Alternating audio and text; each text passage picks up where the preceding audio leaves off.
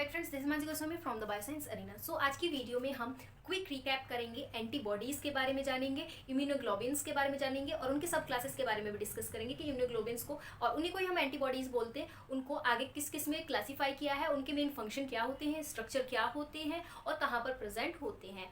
तो वीडियो को एंड तक देखना एंड आई होप आपको ये वीडियो काफ़ी इन्फॉर्मेटिव लगेगी, जिसमें कि छोटे से वीडियो में आप एंटीबॉडीज़ के बारे में काफ़ी कुछ जान जाएंगे। तो मेन मोटिव जो होगा हमारा इस वीडियो का, वो हम एंटीबॉडीज़ की क्लासेस के बारे में जानेंगे, जैसे कि IgA, IgG होती है, IgD होती है, IgE होती है और IgM होती है। लेकिन उससे पहले हम थोड़ा सा एंटीबॉडी के बारे में जान लेते हैं कि क्या होती है और कहाँ पर प्रेजेंट होती है।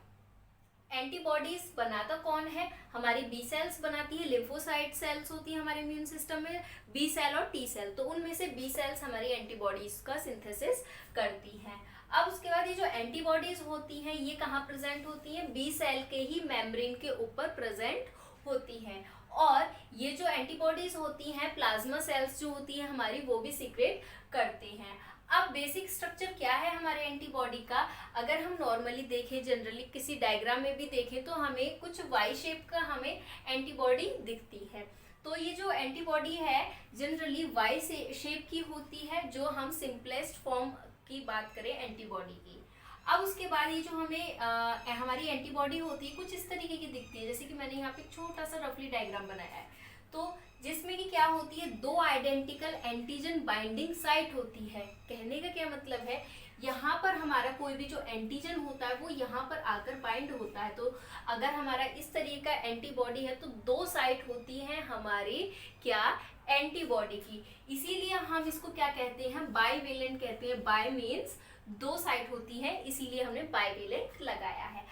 अब इसी के साथ ये जो हमारी एंटीबॉडी होती है 4 पॉलीपेप्टाइड चेन से मिलके बनी हुई होती है, जिसको हम हेटेरोडाइमर भी बोल देते हैं।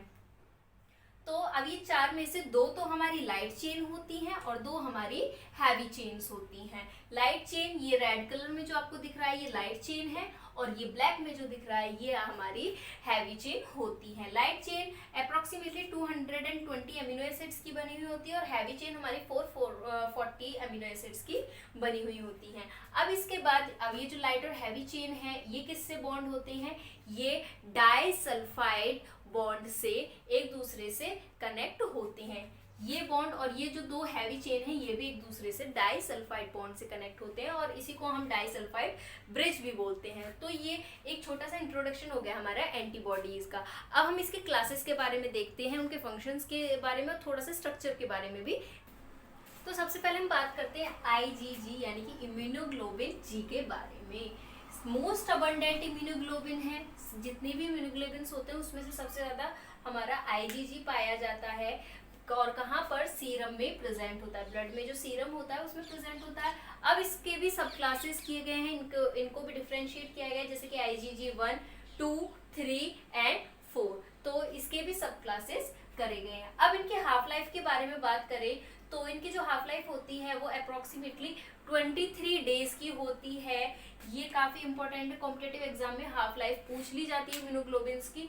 लेकिन IgG3 को छोड़ के, क्योंकि इसकी जो हाफ लाइफ होती है वो 7 डेज तक होती है और सभी की कितनी होती है, 23 डेज तक होती है। और जो IgG यानी कि इम्यूनोग्लोबिन जी होता है, या हम बोले एंटीबॉडी जी जो होता है, ये इसकी जो हाफ लाइफ होती है वो सबसे ज्यादा होती है as compare to other immunoglobins. अब इसके बाद जो हमारा Ig2 होता है, इसी में ही ये कैपेबिलिटी होती है कि ये प्लेसेंटा के थ्रू मदर से फीटस में ट्रांसफर हो सकता है। अब उसके बाद जो नेचुरल किलर सेल्स होती हैं वो, उसमें ये कैसे मदद कराता है, क्योंकि जो नेचुरल किलर सेल होती है उनका मेन फंक्शन क्या होता है, जो हमारा टारगेटेड सेल होती है, चाहे वो इन्फेक्टेड सेल हो या डैमेज्ड सेल हो, तो उनको किल करने का काम करती हैं, डिस्ट्रॉय करने का काम करती हैं। तो नेचुरल किलर सेल बाइंड होती है टारगेटेड सेल पे एंड देन उसको डिस्ट्रॉय करती हैं, और ये भी किसकी मदद से? IgG की मदद से करवाती हैं। अब हाइपर सेंसिटिविटी की बात करें तो हाइपर सेंसिटिविटी क्या होता है, जब कोई भी अनडिजायरेबल रिएक्शंस होती है हमारे नॉर्मल इम्यून सिस्टम की वजह से, तो उसको हम बोलते हैं हाइपर सेंसिटिविटी। तो ये 4 तरह की होती है नॉर्मली। तो hyper sensitivity 3 is mediated by IgG, immunoglobin G. तो ये मेन पॉइंट्स हैं, पूरा एक्सट्रैक्ट है हमारा इम्यूनोग्लोबिन जी के बारे में, जो पॉइंट एक एक पॉइंट याद रखने जरूरी। सेकेंड क्लास की बात करते हैं, that is immunoglobin M which is known as IgM. इसको हम पेंटामेरिक मॉलिक्यूल भी कहते हैं, जैसे कि आपको डायग्राम में दिख भी रहा होगा। इसमें वाई शेप आपको कितनी बार दिख रहा है, 5 दिख रहे हैं, इसीलिए हम इसको पेंटामेरिक मॉलिक्यूल कहते हैं। अब इसी के साथ ये फर्स्ट क्लास है एंटीबॉडी का, जो कि बी सेल्स के द्वारा बनाई जाती है। यानी कि बी सेल सबसे पहले कौन सी एंटीबॉडी बनाता है, हमारी आईजीएम बनाता है।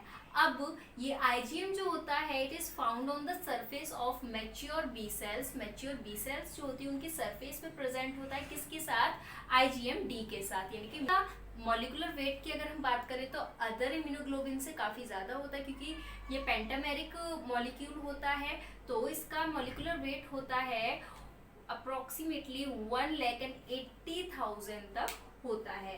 अब आईजीएम को कौन सीक्रेट करता है, it is secreted by the plasma cells. अब इसकी जो हाफ लाइफ होती है वो 5 डेज की होती है। इसी के साथ ये फर्स्ट इम्यूनोग्लोबिन है जो कि नियोनेट के द्वारा बनाई जाती है। नियोनेट से क्या मतलब है, न्यू बॉर्न बेबी के द्वारा सबसे पहले कौन सी इम्यूनोग्लोबिन बनाई जाती है, आईजीएम बनाई जाती है।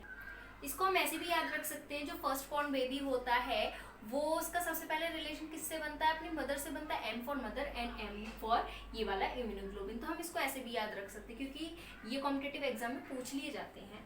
अब उसके बाद हमारा आईजी जी जो था वो हाइपर सेंसिटिविटी 3 के लिए मीडिएटेड था। ऐसे ही ये किस के लिए है, हाइपर सेंसिटिविटी 2 के लिए मीडिएटेड होता है। अब क्योंकि हम बोल रहे हैं कि अगर हमारा एक वाई शेप होता है तो उसमें एंटीजन के लिए बाइंडिंग साइट कितनी होती है, 2 होती है। अब इसमें कितने हैं, 5 आपको दिख रहे हैं, तो 5 पे कितने होंगे, 5 2 जार 10, तो 10 बाइंडिंग साइट होती है। और ये ही मेन रीजन होता है कि जो हमारा आईजीएम होता है वो मोर इफेक्टिव होता है आईजीजी से। क्यों, क्योंकि एंटीजन बाइंडिंग की जो प्रॉपर्टी है वो काफी अच्छी होती है एज कंपेयर टू आईजीजी। अब इससे रिलेटेड काफी सारे क्वेश्चंस भी आए, जिसमें से एक दो मैं आपको दिखा देती हूँ। जैसे कि इसमें क्वेश्चन पूछा गया है, number of antigen binding site in IgM. IgM में नंबर ऑफ बाइंडिंग साइट कितने होंगे, अभी मैंने बताया कितने होंगे, 10 होंगे। ऐसे ही इसी से एक और रिलेटेड क्वेश्चन है जो कि गेट में आ चुका है, आईजीएम क्लास ऑफ एंटीबॉडीज, यानी कि आईजीएम क्लास जो होती है एंटीबॉडी की वो मोर इफेक्टिव होती है आईजीजी से। तो इसका रीजन हमें बताना है। तो इसमें 4 ऑप्शन दे रखे हैं। अगर हम ऑप्शन सी देखें, यानी कि आईजीएम जो होता है वो पेंटामर होता है, जिसकी वजह से वो अच्छे से क्या कर सकता है, रेस्पॉन्स दे सकता है एंटीजन के लिए। तो इसका करेक्ट आंसर होगा IgM is a pentamer, that is option C. अब अगला है हमारा आईजीए, जो कि एक्सटर्नल सीक्रेशन शो कराता है। ब्रेस्ट मिल्क होता है, सलाइवा होता है, टीयर्स है, mucus of bronchial, digestive tract, इन सभी में हमारा इम्यूनोग्लोबिन ए प्रेजेंट होता है, जो नॉर्मली बॉडी के बाहर भी ये सीक्रेट हो जाते हैं, बॉडी के बाहर ये जाते हैं। अब उसके बाद इसकी भी सब क्लासेस होती हैं, जैसे कि हमने आईजीजी की पढ़ी थी। इसमें इसकी 2 सब क्लासेस होती हैं, सिर्फ IgA1 और IgA2। जो ज़्यादा अमाउंट में प्रेजेंट होती है ह्यूमन में वो IgA1 होती है, अप्रोक्सीमेटली 93% तक होती है। अब इसकी हाफ लाइफ कम से कम 5.5 डेज तक होती है। और जो हमारा सीक्रेटेड IgA होता है ये एपिथेलियल सेल के द्वारा इंटेस्टाइनल ल्यूमन में ट्रांसफर करा दिया जाता है, और इसी प्रोसेस को हम बोलते हैं ट्रांसिस्टोसिस बोलते हैं। अब उसके बाद हम देखें जो डेली प्रोडक्शन होता है, जो नॉर्मली सलाइवा का डेली प्रोडक्शन होता है, और ब्रेस्ट मिल्क जो होता है जिसको हम क्या बोलते हैं, कोलेस्ट्रॉम बोलते हैं, और टीयर्स का इनका नॉर्मली सीक्रेशन होता रहता है।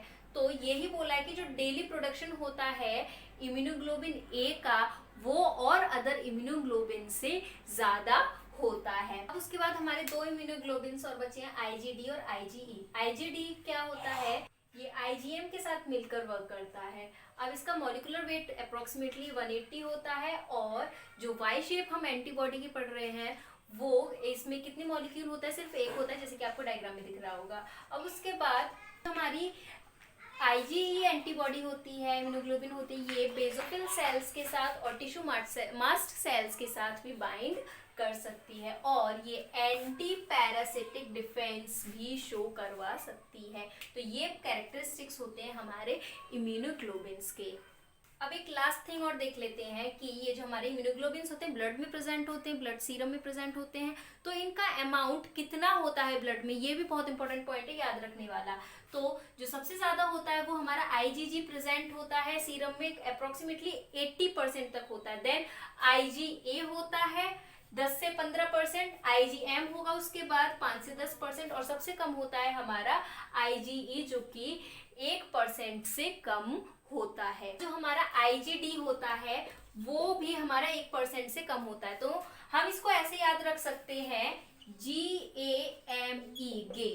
तो G पहले सबसे ज्यादा, उससे कम A, उसके बाद M एंड देन सबसे कम E, और D को हम अलग रख ही लेते हैं, ये दोनों 1% से कम होते हैं। तो इस तरीके से हम इनके कंपोजिशन को याद रख सकते हैं, क्योंकि ऐसा ही क्वेश्चन गेट में पूछा जा चुका है, जैसे कि आपको डिस्प्ले बोर्ड पे दिख रहा होगा, तो इसका ऑप्शन बी होगा इस हिसाब से। अब एक टेबल और देख लेते हैं जिसमें कि ऑल ओवर समरी दी हुई है हमारी एंटीबॉडी के कैरेक्टरिस्टिक्स की। यहाँ पर लेफ्ट साइड में इनके कैरेक्टरिस्टिक्स दे रखे हैं, मॉलिक्यूलर वेट क्या होगा या वाई यूनिट जो होती है वो कितनी होगी। जैसे कि हम बात करें IgG में 1 होती है, IgA में 1 से 2 होती है, 2 देखते हैं हम नॉर्मली। उसके बाद IgM में 5 होती है, जिसकी वजह से हम पेंटामर बोलते हैं।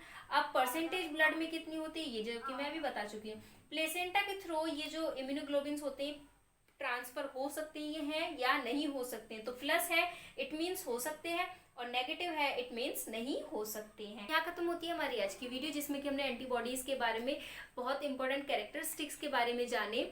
अगर आपको वीडियो पसंद आई हो तो लाइक जरूर दबाएं। इसी के साथ चैनल सब्सक्राइब करें अगर आपने अब तक सब्सक्राइब नहीं किया है, ताकि आपको ऐसी ही और वीडियोस बायोटेक्नोलॉजी या इम्यूनोलॉजी या जितने भी ब्रांचेस हमारे बायोटेक्नोलॉजी के उससे रिलेटेड इसी तरह की वीडियोस या फिर अपडेट्स मिलती रहें।